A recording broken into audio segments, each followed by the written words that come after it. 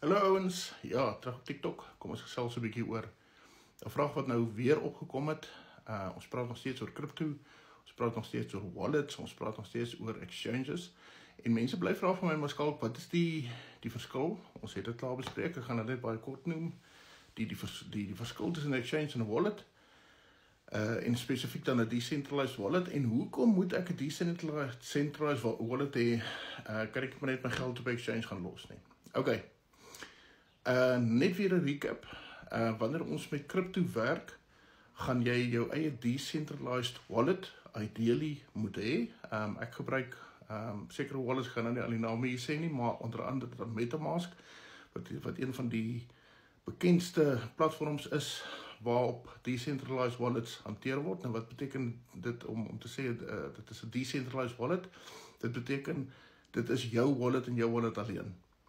Net jy die sleutels tot daai wallet, net jy sit met die seed phrase, die 12 of 24 woord seed phrase, net jy kan hom oopmaak, net jy kan geld skuif, die geld binne en die assets binne in jou wallet is net joune en niemand anders het enige beheer oor daardie wallet behalwe jy nie.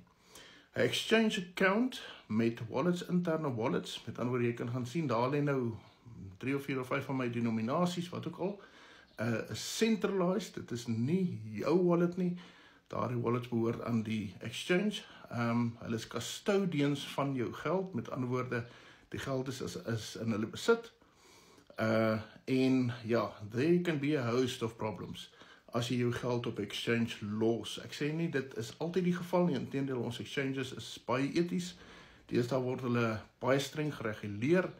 Ek self werk op 'n daaglikse basis met exchanges, ek werk veral saam met altcoin trade, omdat ek, soos ek reeds voorheen gesê het, baie goeie customer service van hulle kry.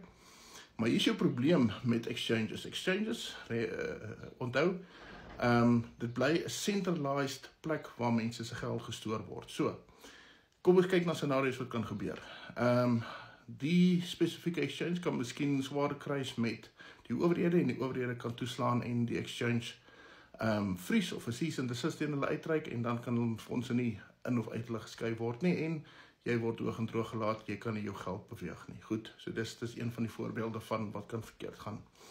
Daar kan 'n hacker in hulle stelsel ingaan en hulle sekuriteit gaan kraak en dan steel hulle die geld, die munte wat in daardie exchange lê. En natuurlik is jy dan jou geld kwyt.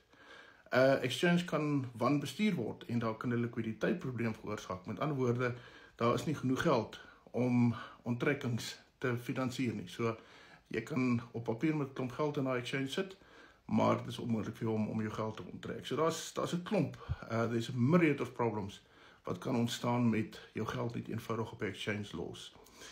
Mense sê altyd vir my, Skalk, en ek hou daarvan om voorbeelde te gebruik, Skalk, maar noem vir ons 'n voorbeeld van hierdie goed, is dit nie sommer maar net gou gemaak vir Bababang nie, nee. So onlangs is 2021, en hier gaan ons nou 'n case study doen, was daar 'n ontploffingkie met een van die exchanges in Suid-Afrika, een van die vroeë exchanges in Suid-Afrika, wat genoem word ICE3X. Interessant genoeg, lyk vir my hulle het reg gekry dat die grootste gedeelte van wat destyds oor hulle gepubliseer was in die media, nie meer op die media beskikbaar is nie. Jy Google hulle verniet, jy sal so 1 of 2 artikels nog van hulle opspoor. Maar ICE3X, gestig destyds 2016 in Klerksdorp, van alle plekke, baie interessante plek om 'n crypto besigheid te gaan registreer. Maar ja, exchange, hulle het op hulle piek rondom 80,000 wallets gehad. So dit was 'n redelike operasietjie, nie die grootste wat daar buite is nie, maar dit was 'n redelike operasie. Die exchange is besit en bestuur en beheer deur 'n mannetjie met die naam van Gareth Grobler. Mannetjie wat homself daai tyd uitgegee het as 'n crypto guru, 'n crypto boffin, ouetjie wat vir almal het glo hy is die man wat die meeste weet van hierdie goed in Suid-Afrika. Op velerlei funksie sou hy gaan praat het en die gasspreker gewees het. Interessant genoeg, Gareth, julle sal die res van die storie hoor, is tot vandag toe op vrye voet, bekende meeloper van byvoorbeeld 'n ander stout mannetjie, 'n ander rakkertjie met die naam van Louis Nel, mannetjie wat ook aan 'n extorsie site op extorsie site gekoppel word. Ek gaan nou nie te veel daaroor sê nie. interessante karaktertjies hierdie. Maar goed, teruggekom na Gareth Grobler. Rondom 2021, middel van 2021 rondom April, actually nie die middel nie, het daar allerhande probleme ontstaan rondom onttrekkings by die exchange. Dat kliënte dan so onttrekkings insit en dan kan hulle eenvoudig nie die onttrekking laat deurgaan nie, die ding bly hang. En dit is baie gou wat daar agtergekom is, of wat mense begin besef het.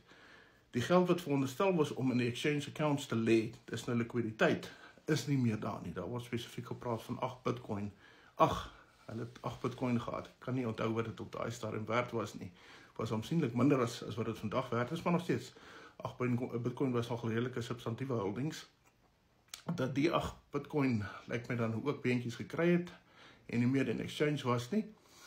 En ja, van die kliënte van die exchange waar hulle geld nou gestoor is, met ander woorde is eintlik nou maar soos investors, het toe die owerhede genader en Badenbos prokureurs het destyds as liquidateurs ingetree, beslag lê op die exchange, op die bates van die exchange en daar is toe 'n likwidasie uitgevoer.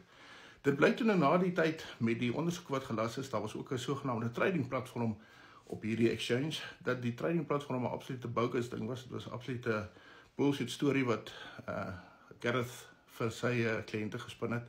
Dit was maar net 'n manier om geld te syfen. En sover ek weet, het die slagoffers van ICE 3X van Gareth Grobler, die meeloper van Louis Nel, ongelukkig toe nou op die einde nie juist veel teruggekry nie. Ek dink nie daar is enigiets wat hulle regtig kon terugkry uit die gemors wat gemaak is by hierdie exchange nie. Exchange is toe natuurlik gederegistreer, hy bestaan nie meer nie, en Gareth, sover my kennis strek, is oor see. Ek dink hy tans nog steeds in Brittanje. So dit is goed wat regtig kan gebeur. Hier's 'n case study, julle kan hierdie goed gaan opsoek, julle kan self gaan sien. Dis hoekom ek nooit sal voorstel, los jou geld binne 'n exchange of 'n sogenaamde app nie. Kry vir jou 'n behoorlike decentralized wallet, MetaMask, Brave, daar's baie daar buite, Coinbase. Ek verkies MetaMask, of die beste is natuurlik, sit dit op cold storage, sit dit in 'n cold wallet. Daar's 'n myriad van hierdie goed daar buite, Google dit sommer. Soos ek gesê het, ek gaan spesifiek nog 'n praatjie net daaroor hê, so ek wil nou nie te ver en te vooruit met dit gaan nie. So ja, dit is die storie rondom exchanges en wallets. Maak seker jou crypto lê in jou eie decentralized wallet wat jy beheer, en jy alleen, niemand anders nie.